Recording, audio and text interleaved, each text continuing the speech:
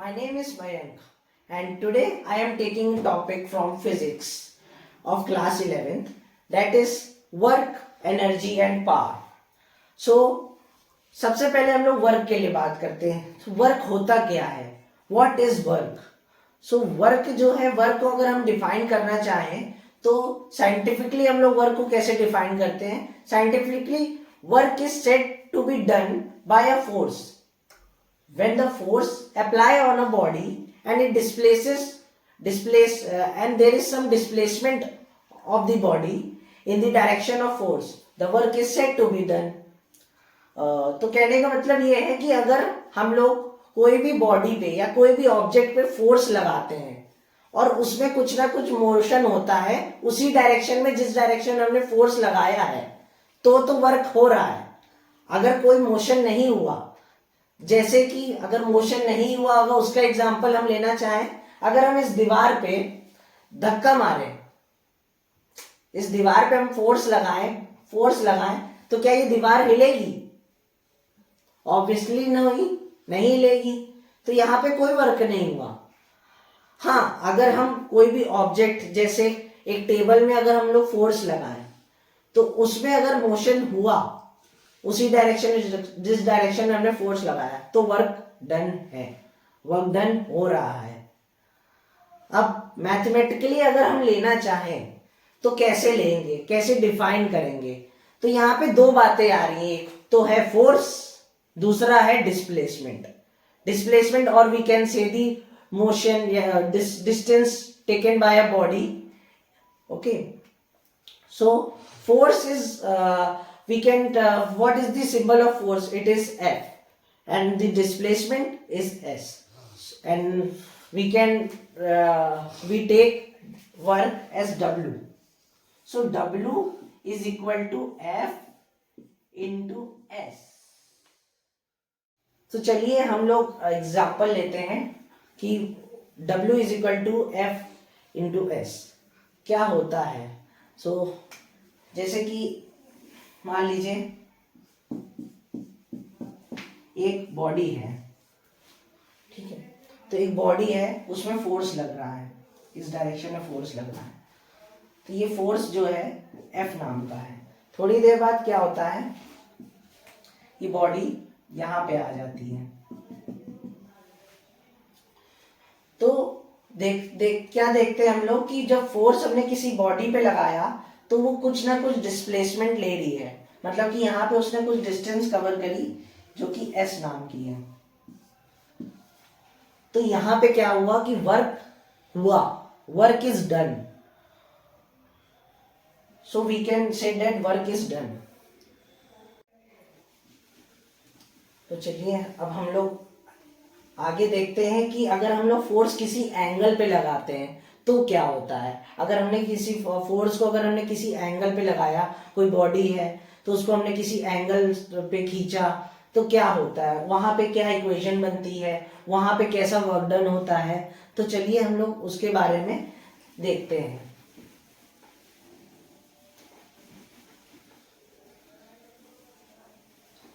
तो जैसा कि अभी हमने बोला कि अगर हम फोर्स को किसी एंगल पे लगाते हैं तो वहां से हमारा क्या मतलब है. तो चलिए हम लोग देखते हैं. मान लीजिए ये हमारी एक बॉडी है और फोर्स जो है वो हमारा ऐसे लग रहा है, ये. और जब ऐसे लगता है और बॉडी जो है थोड़ी देर बाद हमारी पहुंचती है यहाँ पे, बॉडी जो है थोड़ी देर बाद हमारी यहाँ पे पहुंचती है. तो अब देखते क्या है कि हमारा फोर्स जो है यहाँ पे लगा, और तो अब क्या हो रहा है कि ये एक एंगल बना रहा है, जिससे कि क्या होता है कि हमारी बॉडी जो है थोड़ी देर बाद यहाँ पहुंचती है. ये थीटा नाम का एंगल लगा रहा है. तो जैसे कि हमें पता है कि अगर यहाँ पे ये थीटा एंगल है तो इसका कंपोनेंट क्या होगा. तो हम लोग इस कंपोनेंट में इसका नाम दे सकते हैं F cos थीटा. मतलब इतने फोर्स से ये बॉडी जो है आगे डिस्प्लेस हुई. एस है, यहाँ पे मूव करी। तो अगर हम इसको इक्वेशन में लिखना चाहें तो कैसे लिखते हैं?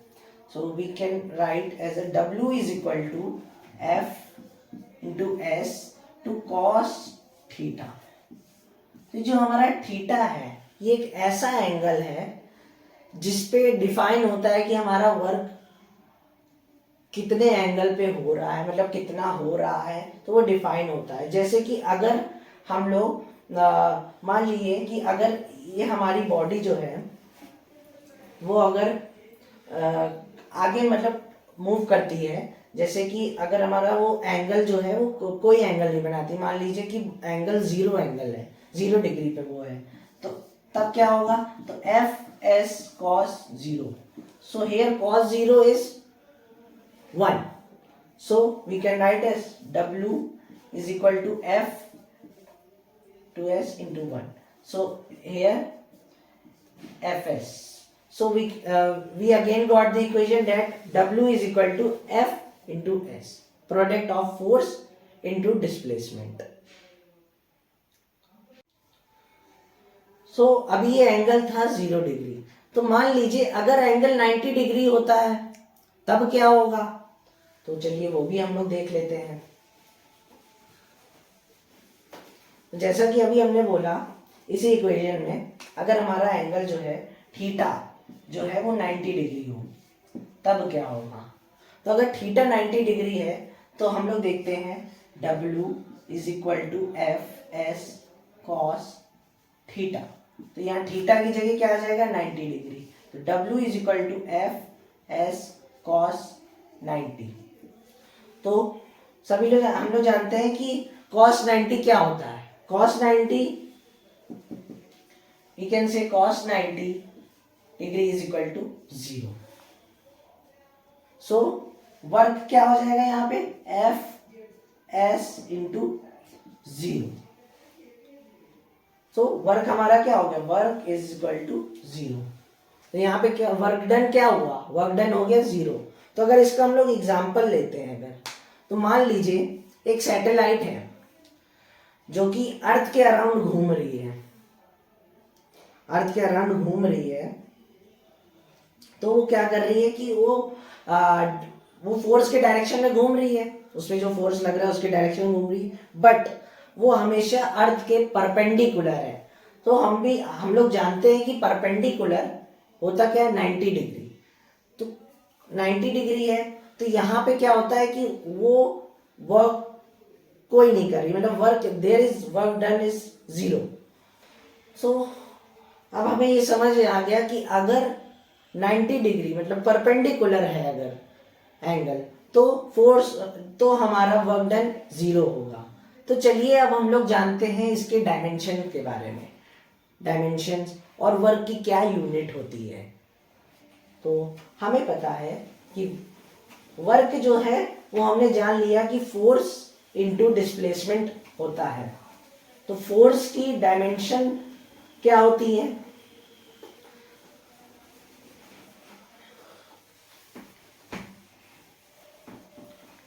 तो फोर्स की डायमेंशन चलिए हम लोग जानते हैं कि अब हम लोग डायमेंशन के बारे में W इज इक्वल टू, एक बार हम फिर से इक्वेशन लेते हैं, F इंटू एस।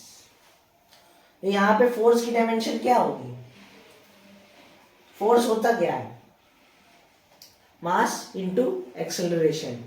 सो मास को हम लोग किससे बोलते हैं? m, और एक्सेलरेशन क्या होता है? Velocity upon time. तो वेलोसिटी क्या होती है?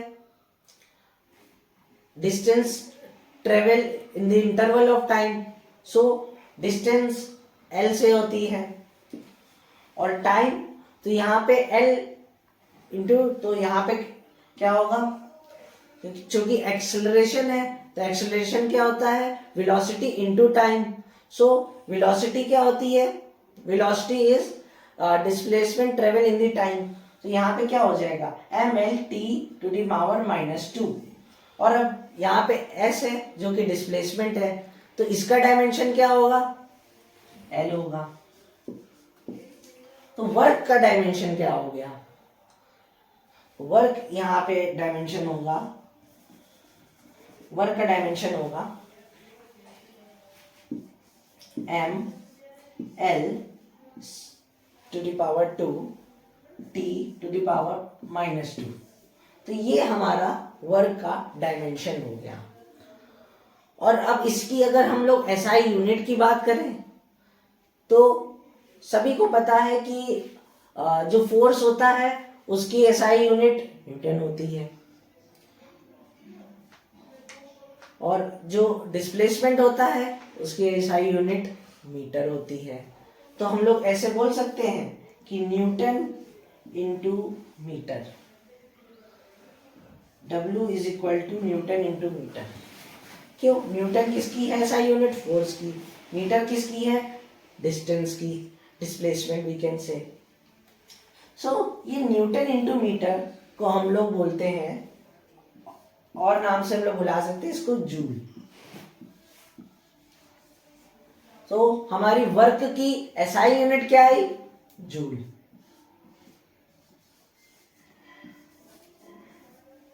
जीरो वर्क कैसे होगा, क्यों होगा, कब होगा?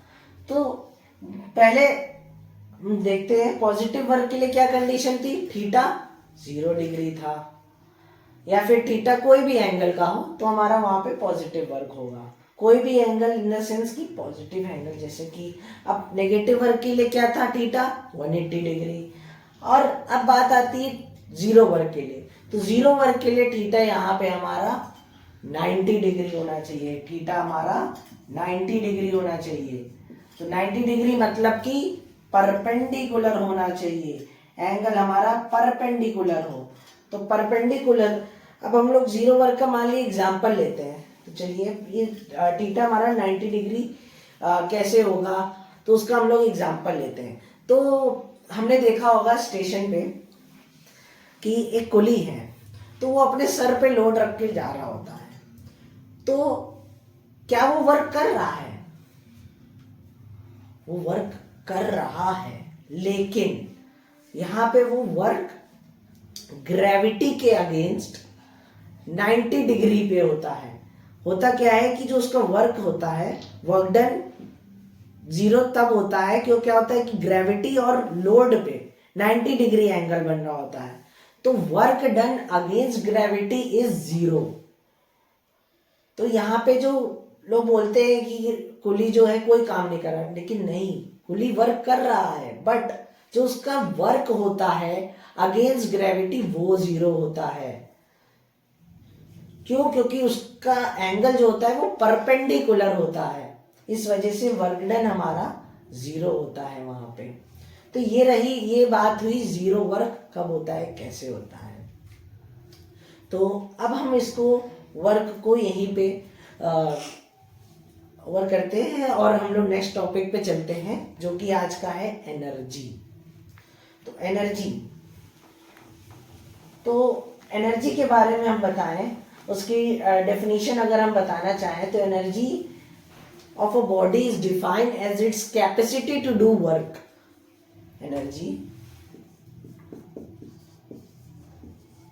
Energy of a body is its capacity to do work. Capacity to do work, मतलब ये है कि energy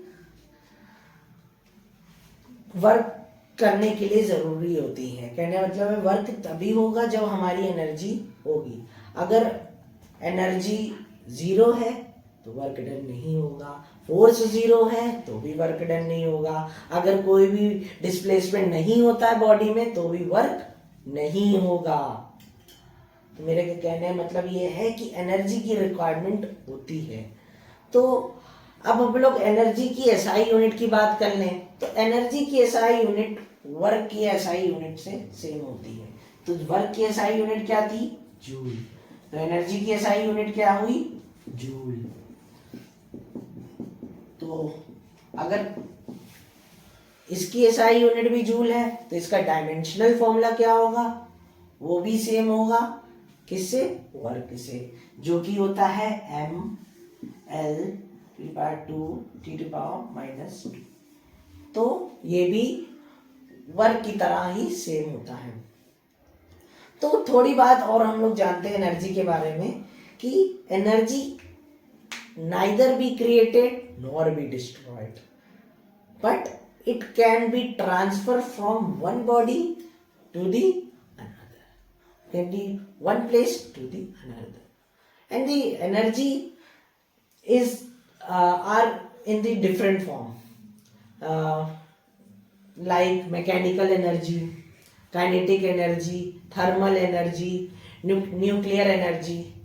Today we are talking about the kinetic energy. So, as we know, as the kinetic energy, kinetic energy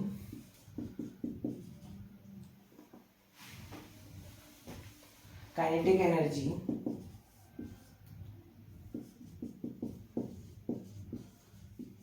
is equal to half mv square. तो ये हमारा kinetic energy का formula होता है. Thank you.